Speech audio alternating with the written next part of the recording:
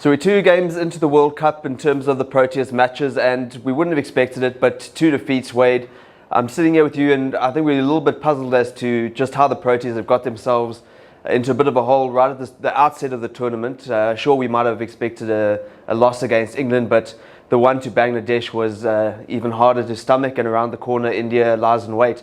Just what has been your takeaways from those first 2 games? Yeah, I think the big thing for me is that the much vaunted Proteas bowling attack has been diabolical, really, conceding 300 plus twice, both at the Oval. It seemed to me that the bowlers really came out and tried to just bounce the Bangladeshis, and it backfired in spectacular fashion. I think that with injuries, we really are in trouble heading into that India game, and we lose that one, and then it's win 6 in a row or board the plane home. Yeah, I think what has probably puzzled me the most is just why they've opted on both occasions winning the toss and to bowl first, when you've seen Steyn obviously not available. Ngidi's looked a little bit off the pace. You've got obviously they had Nortje in the initial squad. He didn't go over. It's not like the bowling attacks really fired up front. Even Rabada hasn't looked quite himself, and I haven't quite worked out just why the bowlers are looking so flat, and yet we're looking at the pitch or history or something and deciding to bowl first, when also we aren't a team that is generally, especially under pressure, being one that chases very well. So I don't understand the decision making, and now suddenly we're sitting at 0 from 2, could be 0 from 3, and then big problems. Yeah, I think, in ODI cricket, you want to win the toss and decide what to do.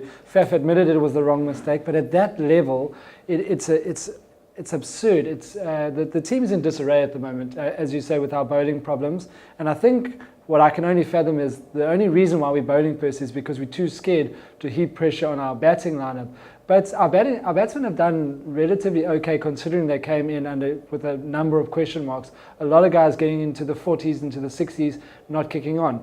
If they had more time, if the run rate wasn't going, escalating, with that scoreboard pressure, if we're going to go with the cliche route, maybe we could have posted 300 and given our bowlers a target. Now it seems our bowlers just go out there, they're not delivering. Thank goodness for Imran Tahir and Andile Petlakwayo. Those 2 have come out, the only players with enhanced reputations. Faf du Plessis' captaincy has massive question marks around it at the moment. I think he hopes he doesn't win that toss against India, because then he won't know what to do. Maybe he'll bat first on a pitch that might offer something up front for the bowlers. So we are hiding to nothing at the moment, and you can just feel the groundswell of the fans. We came in as underdogs. A lot of people were quietly confident, but it's really gone badly quickly in England. Yeah, I haven't quite worked out just what the plan is with regards to the leadership. I mean, watching that the Bangladesh post over 300 against us, I was just waiting for a moment where Faf would call the team together and kind of read the riot act, or sometimes get to a point where you almost just do a DRS just so you can get the team together. And it never happened, and he didn't. No one really looked to take control and show real leadership when it was required, and that game just started getting away from us, and then the batsmen had an opportunity, sure, to get a big target and perhaps build confidence, and yet almost everyone in the top order got in and in a large degree gave away their wickets. I mean, the shot from Faf and Rassie van der Dussen, batsman who was set, David Miller playing down the wrong line, JP Germany, yes, there was a lot to do, but a hook shot that never came off, and you just look at these top order batsmen and you wonder just why they're battling to apply themselves in those big situations. If we look at England's captain in the game against Pakistan, sure they lost, but look at the application from Joe Root to go and get 100 in a really big match situation, and that's what we really need. Yeah, I think also with the batting, if you think we only lost by 14 or 21 runs or whatever it was to Bangladesh, it showed you just how far we could get, even with that big total. But you can't win games when you give your wicket away. We played the wrong shots at the wrong times. Faf didn't need to go for that slog sweep at that time. Stay in, just take the game deep. If Faf is there with a Rassie van der Dussen, with a David Miller, late on with 4 or 5 overs to go, anything can happen. We've seen this team do that. We seem to play really well in between World Cups, and we get to a World Cup and we freeze, and the plans go out the window. I was shocked to hear Otis Gibson really throw his bowlers under the bus and say how they don't bowl according to their strengths. the camp, there can't be anything positive coming out of that camp right now. Huge question marks around Faf's captaincy. The fielders were caught out in the wrong position at least 2 or 3 times, dropped catches, batsmen throwing their wickets away, calamitous run out. We haven't even touched on that. I mean, this is vintage Proteas in terms of when things go wrong, they go horribly wrong. Yeah.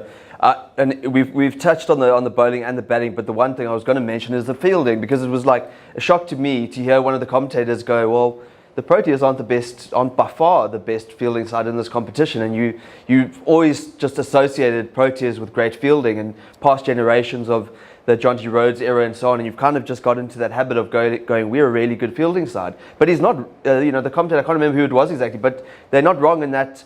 Hashim Amla, when he's on the field, he's a liability. So is Imran Tahir, and so a few of the other guys. And it surprised me to see against Bangladesh, boundary riders not riding the boundary, in the sense that the balls were going over their head and they were catching opportunities going amiss. And I'm just not quite sure why these schoolboy errors are creeping in again. And a run out in each game, again, schoolboy errors on the grander stage.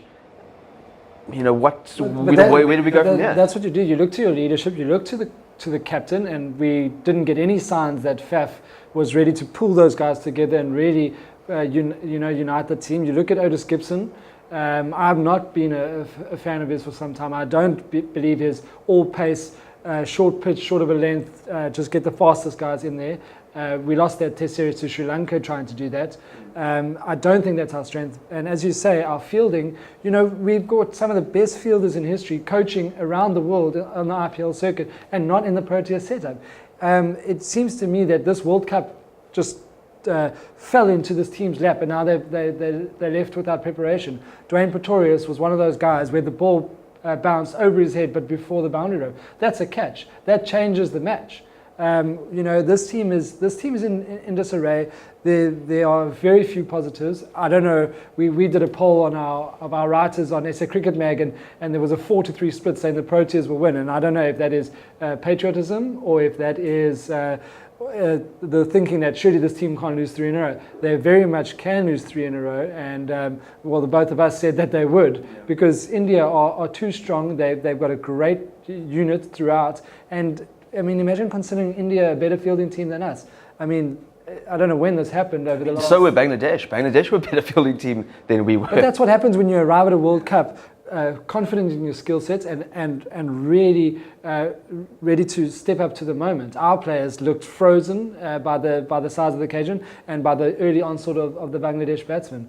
We're in deep trouble, as I've said a number of times, and if you look at the players that can dig us out of this, we need Quinton de Kock to stand up. He's been good, but not great. We really need him to play match-winning innings. And we're 20 overs short in the field. So India are going to score 300 plus against us. And can we beat them chasing or defending 350? I'm not sure. Yeah, I think just to wrap here, I mean, we wouldn't want to be sitting after 2 games and talking negatively, but there has been no real sign of the Proteas having a shot at the World Cup after the 2 games, and that's a fair amount of time to look at them and make a judgment. But if we look at solutions and try and be positive going forward, where do you think the team could change to alter the outcomes we've seen so far?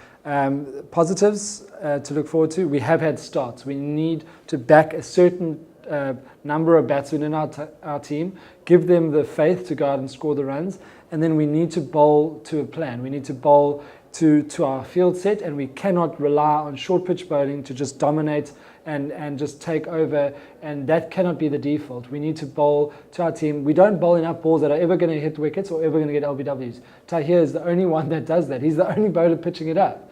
Give the bowler some protection on the offside and then put them on the outside off stump pretty full and see if we can get an early breakthrough with a nick. Petlakwa has done that, Morris has done that.